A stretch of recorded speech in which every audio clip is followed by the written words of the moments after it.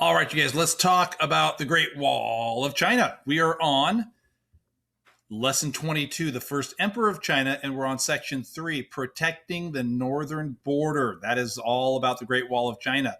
No one could cross the Great Wall of China. Well, a few people did, but the whole idea was that no one should cross the Great Wall of China. Okay, so you know that Emperor Qin Shi Huangdi, was this legalist ruler, and one of his ways of unifying China and bringing China all together was to make sure that no invaders could get into China. So he built this thing called the Great Wall of China. And he actually didn't build it right off the bat himself. It was he connected walls that were built in the previous hundreds of years before him to make the Great Wall. And even the Great Wall that you see today is not really Emperor Qin's Great Wall. Later dynasties built it, but it's still in the same location. It still has the same design, and Emperor Qin is given credit for being the guy who built the Great Wall. All right, so protecting the northern border. I'm going to read this lesson with you guys.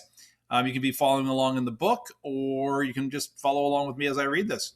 To protect his empire from invaders, the Emperor of Qin forced workers to build an enormous wall along China's northern border. Earlier kingdoms had previously constructed smaller walls, that's what I was telling you about, of their own. The emperor ordered long sections built to connect these walls and extend the wall to the west. So I'm going to pause right here, just put my marker there. So that's what I was saying. There were these smaller walls, and he connected them, and he made them run all the way to the west. So that basically there was nowhere that there wasn't a wall. The complete structure was called the 10,000 li long wall. One whatever those is about 3/10 of a mile. So it's a measurement name for it. It later became known as the Great Wall. Thank goodness, that's easier to remember, huh? Few traces of the original Great Wall survive. The Great Wall, as it is known today, was built by later rulers. I was telling you that. Most likely, the original wall was made up of layers of earth pounded into wooden frames that held all the components together. The Emperor of Qin's wall took 10 years to complete, 10 years to build this wall. A workforce of 300,000 men was assembled to construct it. Some were soldiers, while many were peasants who were forced to renounce farming to work on the project. If we were in class, I'd have you read a story, and I might even throw it into this lesson so you can watch it and listen to it, about a young man and his wife. They're married, and they have this farm, and all of a sudden, Emperor Qin's soldiers come along, and he's conscripted into the forces to build the Great Wall. So he's farming one day with his wife, and he has this great little piece of land. And the next day, the soldiers come by and just pull him right out of his farm and take him and have him work on the wall.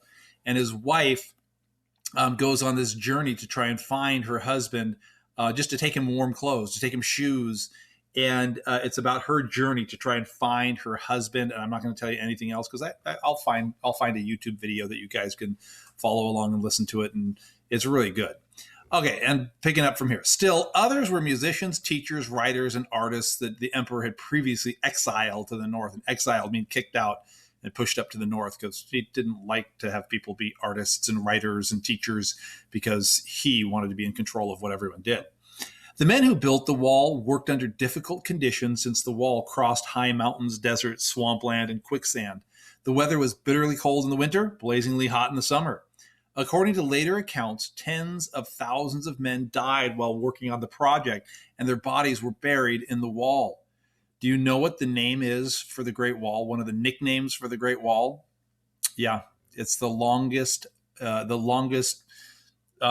my gosh, what's the word? Cemetery. Thank you very much, brain. It's the longest cemetery in the world. The longest cemetery, meaning that when someone would die building the Great Wall, they'd just take his body and throw it into the middle of the wall to use it as debris to fill the wall. Okay, how sad is that? Combined with strong Chinese armies, the Great Wall proved extremely effective at stopping invasions. Nomads living to the north of the wall were unable to move sheep or cattle over it, and horses could not jump it. Therefore, any invaders who managed to scale the wall would be left without supplies or horses. So yeah, if you're coming from the north and you're heading down, and here's the Great Wall, and you try to cross the Great Wall, well, if you have sheep and cattle and things that you use to make a living with or to travel with, those are not going to be able to cross the wall. You could scale it and climb over it, possibly, but you'd have to leave your cattle, you'd have to leave your sheep, whatever you bring to make a living, you'd have to leave it behind, and it wouldn't work out. So people wouldn't do that. Okay, and I'm going to open this up so you can see this picture of how tough it is. Look at this guy with the whip, and these are, like I'm telling you, these farmers and peasants and musicians and people who are exiled or people who were conscripted into the workforce of Emperor Qin to build the Great Wall of China. And there it is in the background. So not a fun thing to go work on. You wouldn't want to do it. I can tell you that much. Your PE class is tough enough. All right. Don't tell Miss Mac I said that. That's uncool. Anyway, you know what I'm saying. You'd rather not work on the Great Wall. That's all I was saying. Do not tell Coach Mac. All right, you guys, follow through on this lesson and answer the questions below. It's worth 15 points. Have fun.